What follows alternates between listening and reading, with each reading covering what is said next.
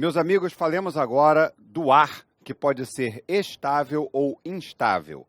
O movimento vertical do ar, quando ocorre de forma espontânea, é um dos principais parâmetros meteorológicos. E podemos falar, nesse sentido, em estabilidade ou instabilidade do ar. A estabilidade ocorre quando as camadas de ar mais frias estão na parte de baixo da atmosfera, enquanto as camadas mais quentes estão na parte mais alta. Nessas condições, não há tendência a movimentos ascendentes ou descendentes de ar. E fala-se em instabilidade quando as camadas de ar mais baixas são aquecidas e tendem a subir na atmosfera, trocando de lugar com as camadas mais altas. Surge, então, a tendência a movimentos ascendentes ou descendentes de ar, com isso surgindo a nossa circulação direta.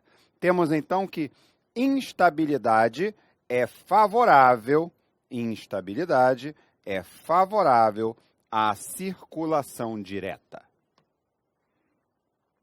Na circulação direta, de uma forma espontânea, o ar quente, menos denso, sobe e o ar frio, mais denso, desce, produzindo o movimento do ar, conhecido como circulação direta. É isso que ocorre, meus amigos. O ar daqui da parcela de baixo é aquecido, torna-se mais quente, sobe, e o ar mais frio, que já se encontrava aqui na parte mais elevada, desce. Com isso, temos a ocorrência da nossa circulação direta. E essa ocorrência pode ser indicada muitas vezes por uma linha de instabilidade. Essa linha de instabilidade é uma verificação meteorológica em que há alinhamento de nebulosidade e existe uma representação específica para essa linha de instabilidade na carta sinótica. Meus amigos, falemos agora sobre ciclones e anticiclones. Ciclones são centros de baixa pressão que podem ocorrer tanto na superfície quanto em altos níveis. E a circulação do ar dentro desse ciclone varia de acordo com o hemisfério. No hemisfério norte, verificamos uma circulação no sentido anti-horário, é dizer, quando temos um centro de baixa pressão, verificamos no hemisfério norte um giro do ar, uma circulação do ar no sentido anti-horário, enquanto que no hemisfério sul, em um mesmo centro de baixa pressão, mas agora em outro hemisfério, no hemisfério sul, essa circulação ocorre no sentido horário.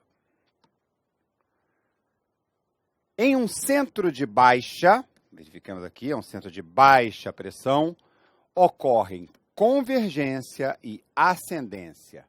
Os ciclones apresentam movimento horizontal convergente do ar à superfície, é dizer, um centro de baixa puxa o ar para si.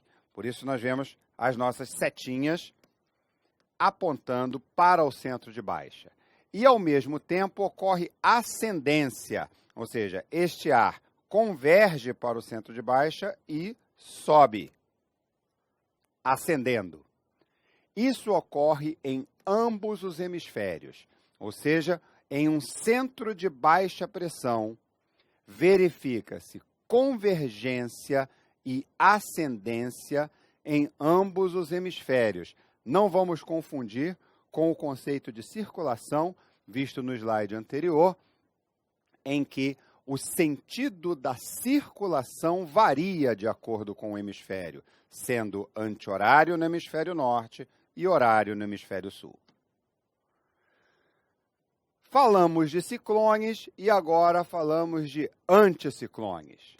Da mesma forma que os ciclones são os centros de baixa pressão, os anticiclones são os centros de alta pressão, também podendo ser em superfície ou altos níveis, e a circulação varia com o hemisfério. No hemisfério norte, um centro de alta pressão apresenta circulação no sentido horário. E no hemisfério sul, o mesmo centro de alta apresentará uma circulação no sentido anti-horário. Em um centro de alta pressão, ao contrário do que ocorre em um centro de baixa pressão, verifica-se divergência e subsidência. É dizer, o ar se desloca horizontalmente, afastando-se do centro de alta, ao mesmo tempo em que ocorre o movimento subsidente, ou seja, o ar desce sobre o centro de alta pressão. Assim, se a um centro de alta pressão associamos divergência e subsidência, a um centro de baixa pressão vamos associar os dois fenômenos ao reverso, a convergência e a ascendência, e em ambos os hemisférios.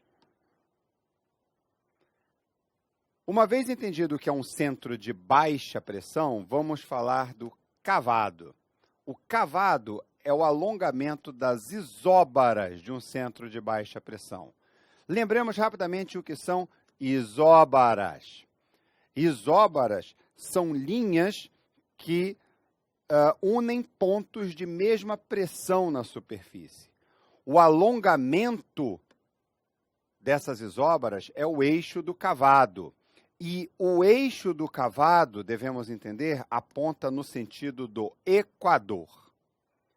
Se o cavado é o alongamento das isóbaras de um centro de baixa pressão, também existe o alongamento das isóbaras de um centro de alta pressão.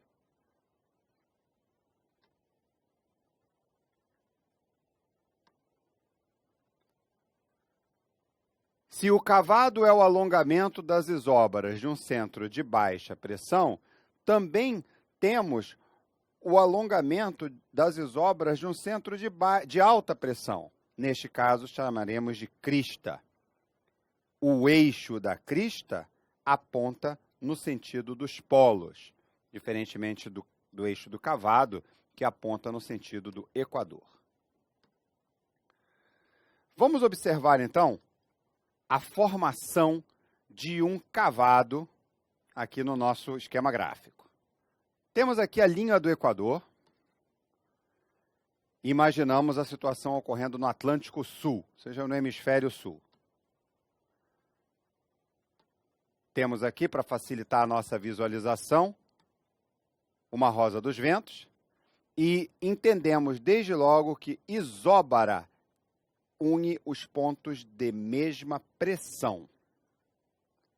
Temos aqui, então, uma isóbara de 1024 hectopascal, uma de 1020,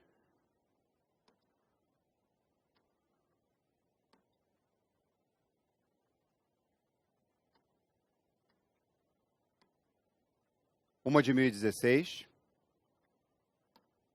uma de 1012, formando, então, um centro de baixa pressão. Percebam que a pressão vai diminuindo em direção ao centro de baixa pressão.